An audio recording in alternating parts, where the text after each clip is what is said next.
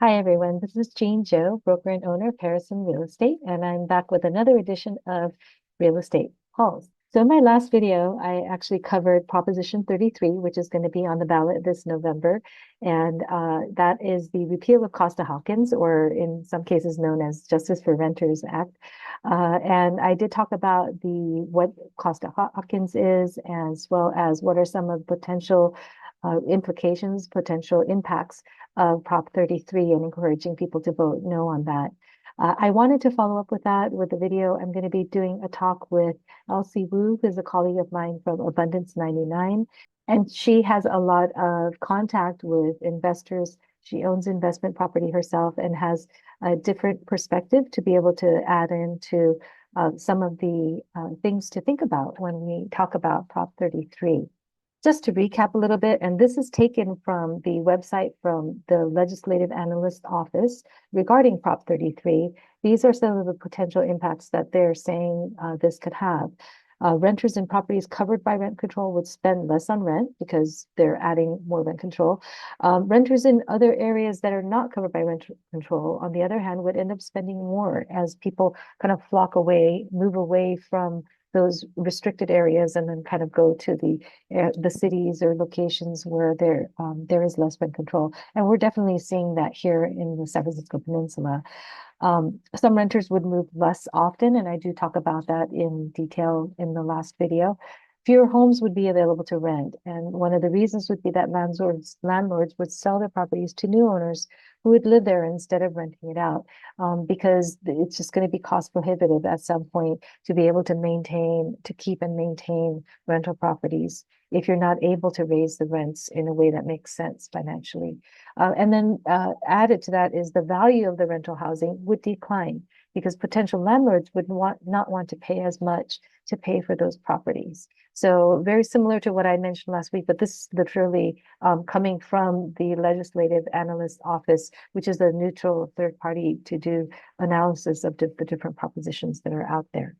And then the conclusion again was that the Prop 33 could result in higher rents overall, making the state even less affordable than it is now. So what I had said in the last video, I'll repeat again, which is, nobody argues that we need more affordable housing. I think the question is, does rent control and freeing up cities and localities to be able to implement more rent control, does that provide more housing, more affordable housing? And the conclusion here is that possibly, actually not. There is no provision to be able to do so. So we did say, please, with the California Association of Realtors, encouraging people to vote no on Proposition 33. And again, I'm going to be following up with that in my conversation with Elsie. Thank you for doing this with me. I'm really happy that we're able to do this video together. But you said that you had some thoughts and, you wanted to share a little about your experiences or insights into, as you're working with you do work with a lot of investors and then you have investment property of your own. So kind of taking it from that perspective, Right. yeah. So what are some things that you'd like to kind of get out there and share? I think so. I want to go big picture first, and we can go into some of the smaller details, the examples that really concern me. Mhm. So, in terms of Prop 33, I think this is only going to benefit the existing tenants. And the reason I say that is because it doesn't encourage new housing construction. Yeah. And that means that there will be fewer, it doesn't encourage new housing construction, and the investors who fear or people who are looking to invest in real estate, they're going to take their money elsewhere where it's easier and faster for them to have profit and less control. So that means that there's going to be fewer housing stock in California, period. Mm. So then for the younger people that are coming into our space, they're coming to California to work. They're coming to they're staying in California because their parents are here. Mhm. They're going to be affected by this reduction in housing supply, in new housing supply. Mhm. So I think that's one big concern that I have with this Prop 33. It's going to make it harder for us to increasing housing. So you And mean in terms of new construction itself, but also in existing rental, as you see landlords, and you deal with a lot of people who are looking to buy investment property. So are you having already, even without this, are you having conversations with people who are concerned about the fact that California is becoming more, a lot more rent control and things are coming into play? Definitely. I've been seeing this for the last 20 years. People have taken their money, and these are not rich people. These are Mhm. not billionaires and Mhm. The multimillionaires. big corporations the greedy corporations that they're talking about. Yeah. Right, exactly. These are just good savers, hardworking people in California who saved up enough money to buy something. They're buying other states. They and they're they're providing really good, comfortable housing to residents of other states because they're afraid of rent control. Not that they have done anything wrong, but they have heard so much about the negative impact of rent control that they don't want to be dealing with it. Mhm. So younger people, the more established dual income families, they're just people who have some disposable income. Mhm. Very often when we ask them about investing in California, the first few words coming out of their mouth is, I'm afraid of rent control. Wow. Yeah. So that is not, so it's going to affect new housing. It's going to affect existing housing for young people who currently own rentals, who currently own their primary residence, condos, townhomes, single family home. When they move up, they're not going to be inclined to keep their existing home for rental if they think they're going to be dealing with rent control issues. They just don't want to deal with it. Right. So I think this is going to significantly affect our housing stock um, in general. Mm. So that's the first reason that I think this is a bad idea. And then I think the question is, who is this going to hurt? So I think this is going to hurt the existing tenants in California. Mhm. Yes, they may get lower rent, or they may keep their existing rent, but then there's less incentive for the property owners to maintain and upgrade their property. And there is, inflation everywhere. So if the existing landlords, small mom and pop owners, who are having trouble making their mortgage payments because of the cost continuing inflation, then and because of vacancy decontrol, where would they have the money to come up and fix the properties? And if the property value does decline because of this extreme rent control, Mhm. then they're not going to be able to enjoy any appreciation or much appreciation Mhm. when they sell. So the incentive goes away for them to renovate and upgrade the properties. Mhm. They will do it because they want to provide Right. safe Yeah. apartment, but they won't go the extra mile, Mhm. right? Yeah. And I also think it hurts the future, current and future condo owners if they ever want to keep their former homes for rental, Mm. to supplement their own income or to build their retirement. Right. Because right now that's one of the categories that's exempted, right, through Costa Hawkins. So Right. yeah, that and definitely, I mean, Prop 19, we can get into, we don't need to go into all of that, but definitely if there's inherited property and that gets stepped up now, investment property owners are looking at higher property taxes plus inflationary costs, and then they're not able to raise their rent that makes sense for them. And then even when they go to sell, now there's that whammy of, you have maybe lower value to it. So they're selling at a loss. Not only are they having to sell, but they're kind of selling at a loss. So that doesn't sound great overall. And it's interesting that you mentioned young people, because I think a lot of people think, well, the young peoples are the renters, and they're the ones who are going to, benefit the most from having more rent control in place. But you're actually saying the opposite, right? Right. Yeah. And then going to the details of some of these proposed regulations, one of the things that I have a lot of concern over is an elected rent board. Mm. So this is part of Prop 33, and City of Berkeley has an elected rent board, and I've owned rental properties there. For the most part, I want to do the right things for my residents. I want them to have to be happy, and I want them to be great landlord references when I'm looking for the next tenant. So I always try to do the right things for my tenants. But when you have an elected rent board, generally they tend to appoint people who are already in favor of severe or extreme rent control. So these are And boards that are just appointed by like the city council. Is that how? yeah, I think it's city council or I don't, and there may be candidates proposed by the existing rent board. Okay. Good. Okay. So I'll use the example of Berkeley. Berkeley, so they have severe rent control for many, many years, with the exception of single family, which includes condos and townhomes and single family homes. Mm-hmm. And they started doing rent registration. And when they're not elected and they govern themselves, Mm-hmm. the quality control Yeah, they're not accountable is to not the there. people, right? So Right. yeah. So I'll give you a very recent example. We're supposed to register and pay fees in Berkeley. So I was on vacation. I forgot to pay the fees this year. It was due on due by June 30th. So I missed it by I think 4 days. Mm. And I've paid the fees, I paid the penalties, I used all the tools, used all the forms that they provided. And so far, they have not been able to complete their accounting after 3 months. And they tell me that I have not paid, and I cannot get people to answer. And then they acknowledge that they had made a mistake, but they can't figure out where my money went Oh no. after about 2.5 months. So I'm still working with them on that, but I can't get a phone call. So it's not that all rent boards are bad, but it's that there's no accountability, Sure. right? Yeah. And as another example, we had a property that I managed in Berkeley.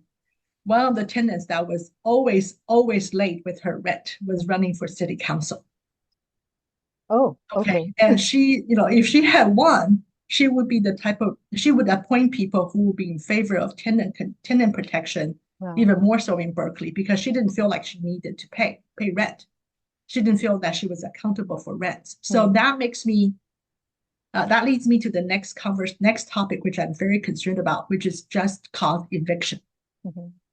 So what just cause eviction means that the landlord can only evict residents if the tenants have not been paying rent, Mm-hmm. or creating health and safety issues, or violating regulations, Mm-hmm. committing crimes.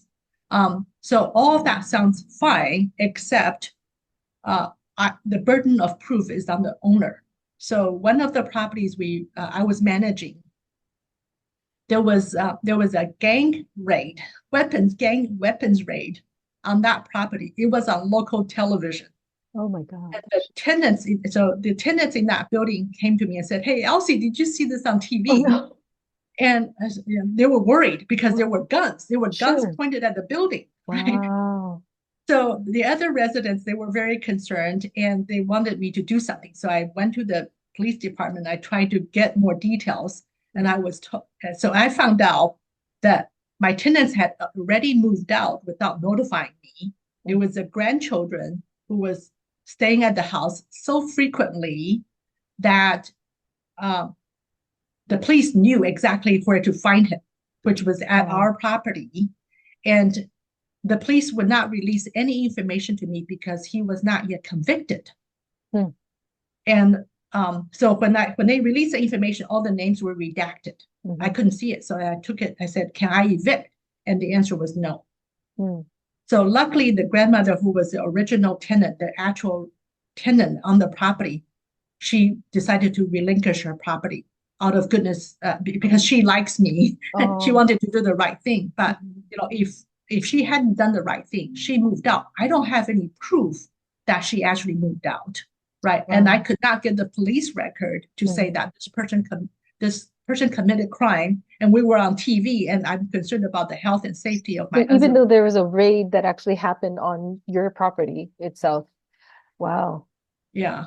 Oh. So so Costa Hawkins does not deal. Prop 33 does not deal with just cause eviction, Mm-hmm. but just cause eviction is already AB 1482, which is a current rent control law. Mm-hmm. And I can see that if we do pass Prop 33, the next thing would be to say, okay, if you own a single family dwelling, Mm-hmm. so the condos, townhomes, and single family homes, just cause eviction would be the next thing for them to target.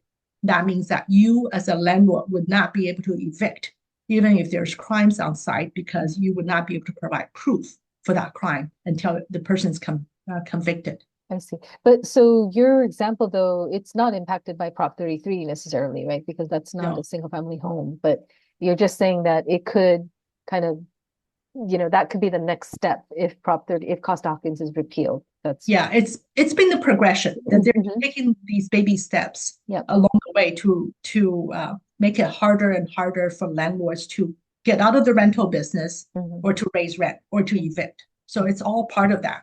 Got And it. overall, I live here. My nieces, my family, my extended family live here. I want to make sure that there is good housing affordability for everybody, Hmm. both on the rental side and for home ownership. I want the people who want to own have the ability to own, Hmm. enjoy that rental income if that's the direction that they want to take, right? Hmm. Hmm. Prop 33 doesn't do it. And then I guess part of the thing is to keep in mind is that, there are protections out there, and I think there are some that are necessary, but it Yeah. gets to where it's kind of overstepping a bit. And, we had another situation in, I think that was also in Berkeley, where and this was just a transaction where the tenant had not been paying for 3 years and the Yeah. owners were just having a hard time getting them to go out. They finally got an eviction judgment against them, and then COVID hit. And so then Alameda County had the eviction moratorium for another couple of years, right? And so Yeah. this tenant apparently had already kind of knew how to work the system. So, yes, you want tenant protections for sure, because there can be, abuses out there.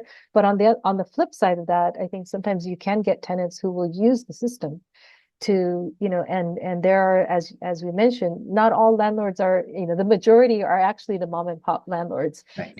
who work hard to try to, build up that, some investment properties and to purchase it, and then to have those kinds of restrictions placed on you where you're not getting paid, but you have to if you don't maintain the property well, you'll get dinged for it. And if you have a problem tenant, you have a difficulty getting them out. That could be really problematic. Yeah. And I think, Jean, the other danger is that there are professional tenants who game the system. Definitely. We have all seen and heard about them, Yeah. and they make it compelling for some owner to just leave their property vacant. Yeah. So let's talk a little bit about what's already in place for rent control. Hmm. So already in place for rent control is Prop 1482. There were rent control in different cities like Berkeley, San Francisco, Oakland, Los Angeles, Santa Monica. They all had rent control prior to Prop 1482. Hmm. And what was different back then is that the different cities, for example, they may say, okay, we will only have rent control for commercial properties, which means 5 units or more, or we will only have rent control for homes that are built before a certain age. So every city was doing its own definition of rent control. And Prop 1482 said statewide, there's rent control of everything that's 2 units and up. So duplexes and higher, uh, which are vast majority of the rental stock in California, they would have rent control statewide. Hmm. And that's already very appealing for most uh, renters, if you will, right? So there's lots of choices. And part of the Prop 1482 exemption is actually for new construction within the last 15 years. Hmm. So the first 15 years of a new apartment or a condo construction, they were exempt from rent control. Hmm. So that means that developers, when they spent all that money building and all the risk, taking all the risk of building a multifamily, they have 15 years to recoup some of their cost. Hmm. And in my personal experience, when you build an apartment building, the first, I would say, maybe 8 or 9 years is just recovering your cost. It's that expensive to build in California. It takes 8 or 9 years to recover your cost. Hmm. So if you don't allow them to have market rent during the first 8 or 9 or 15 years, they don't have the profit to actually justify our projects to the banks. And if they cannot justify the projects to the banks, they're going to go elsewhere where there's less expensive, fewer regulations and less expensive regulations so that they can make a profit. Hmm. So 1482 is already in place, and then it has that exemption for new construction.